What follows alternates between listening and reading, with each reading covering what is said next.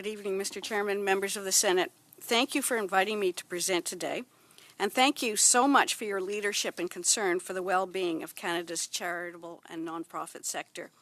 This review is very timely and much needed. As you know, I'm currently a policy advisor with the Ontario Nonprofit Network. I've spent many years in the sector, first as an executive director, and then as a consultant turning around nonprofit organizations that were in trouble. This led me to an awareness of the difficulties of funding and legislative and regulatory issues that interfered with the sector doing its work. I began to research and document these difficulties. You've asked me here today to speak to a 2009 study I co-led called The Nonprofit Maze, a survey of key leaders in the sector about legislative and regulatory challenges. But that was 10 years ago, and the world is a different place as we approach 2019. So tonight I'm going to update you on a few key priorities in the context of the current day realities. It was actually really interesting to read the study that I did 10 years ago and find out that we actually, how different it is today and how, as a sector, we're much clearer about what we want. First, a key challenge on how we now understand the sector. We at ONN now talk about the public benefit sector. This is a refinement on thinking about the nonprofit sector. The public benefit sector includes those organizations who operate for the public good, charities, nonprofit organizations, and nonprofit co-ops who have as their missions a broader public good. This definition does not include trade and professional associations, private clubs, and condominiums, which, while nonprofit in structure, have different purposes and interest. Not being able to distinguish between these two groups is getting in the way of developing public policy for organizations serving the public good. ONN is asking that not-for-profit organizations be divided into member-focused organizations and public benefit organizations in the Income Tax Act. Secondly, the key barriers to impeding public benefit work have not changed significantly since 2009. It's astounding that in 2018, charities are prohibited from collaborating to do their work. CRA guidance on direction and control specifies that charities must undertake their own activities. Gordon mentioned this. They can't fund a trusted nonprofit partner to divide up who does what, as the charity has to remain in direction and control. We're the only country to do this. Other countries use an expenditure responsibility test, which holds the charity accountable for their funding decisions and their monitoring of outcomes without requiring the charity to do it all themselves. In today's world, it is essential charities can collaborate to get their work done, especially where you have multiple organizations coming together to try and achieve something. Charities are still constrained by the related business limitations. Charities find it impossible to judge what a related business might be. You're likely familiar with the Habitat Restores. They sell salvaged housing materials, and the proceeds go to build affordable housing. CRA found the resale stores were not a related business.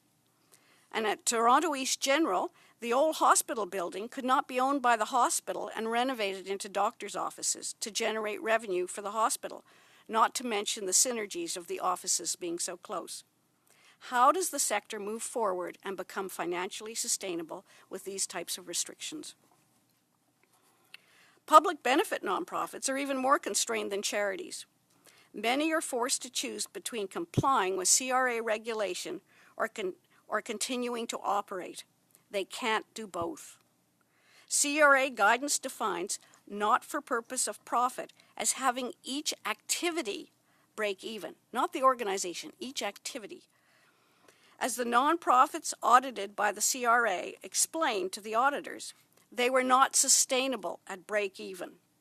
They required contingency funds, funds to expand their program, and programs that made money so they could operate programs that didn't.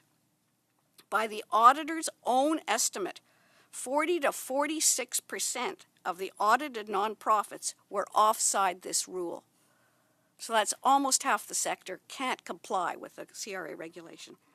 The sector needs to be able to operate sustainably, and a destination test and asset lock, where those assets are kept in the public domain on an ongoing basis like charities, where any revenue goes back into the organization, would provide sufficient proof of not-for-profit. And I know you heard from Tanya's sermon earlier about how this is limiting social enterprise.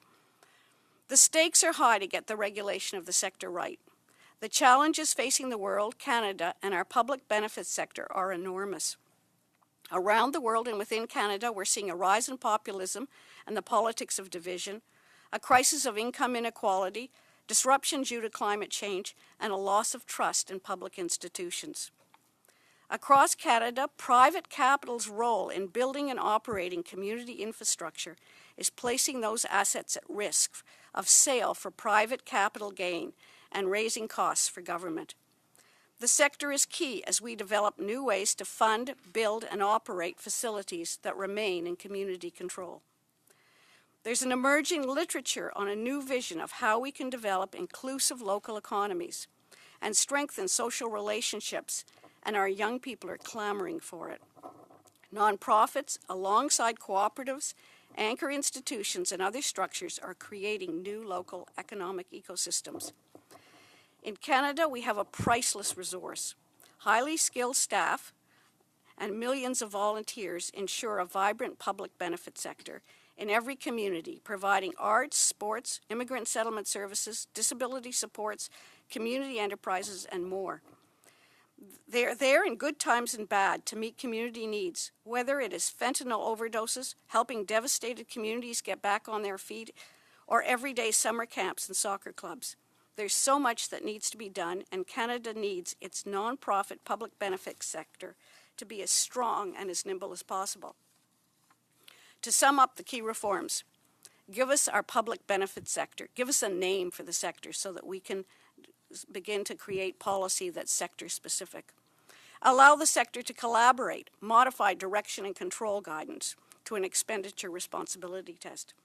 Support sustainability and innovation in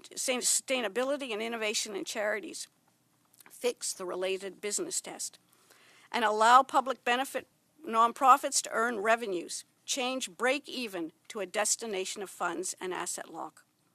And support the development of new ways to fund community infrastructure so infrastructure and services remain community assets.